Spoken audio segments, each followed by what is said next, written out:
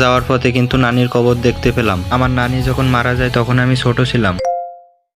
আসসালামু আলাইকুম, hello everyone, কেমন আছেন? আশা করি ভালোই আছেন এন্ড আমিও ভালো আছি। আজ অনেক দিন পরে আমি আমার নানার বাড়ি যাচ্ছি, আর আমার সাথে যাচ্ছে আমার আব্বু আর আম্মু। নানার বাড়ি 2 বছর আগে গিয়েছিলাম আর এখন যাচ্ছি। রাস্তাটি অনেক দিন ধরে ঠিক করতেছে কিন্তু এখনো ঠিক করা হলো না। কি জানি এই রাস্তাটি কবে ঠিক করা হবে। এখন আমরা বাকার বাজারে চলে আসলাম একটা মুখের মাস্ক কেনার জন্য। কসমেটিক দোকানে চলে আসলাম। দোকানদারকে বললাম আমাদেরকে একটা মাস্ক দিতে। দোকানদার দোকানে গিয়ে আমাকে একটা মাস্ক দিল আর আমার কাছ থেকে নিল 15 টাকা। তো এইবার আমরা বাঁকা বাজার থেকে কাটাখালী বাজারে যাওয়ার জন্য একটা ভ্যানে উঠলাম। আর কাটাখালী বাজারে এসে দেখলাম এখানে আমার বড় মামা আর বড় মামানি দাঁড়িয়ে আছে, আর মামাতো ভাইটি আমাকে দেখে আমার কাছে দৌড়ে চলে আইছে। এইবার আমরা কাটাখালী বাজার থেকে জাগিরমহল যাওয়ার জন্য ইজি বাইক ঠিক করে নিয়েছি, কিন্তু এই ইজি বাইকের ড্রাইভার মনে হচ্ছিল প্রাইভেট কার চালাচ্ছে। তাই আমি বসে বসে প্রাইভেট কার চালানো দেখতেছি। দেখতে দেখতে চাঁদখালী বাজার চলে এসেছে। আজকে ছিল রবিবার, আর রবিবারে চাঁদখালী বাজার বসে। গরু, মহিষ, ছাগলের বাজারও বসে। এখানে রাস্তার উপরে কিছু মহিষ ছিল, তার জন্য সব গাড়ি আটকে গিয়েছে।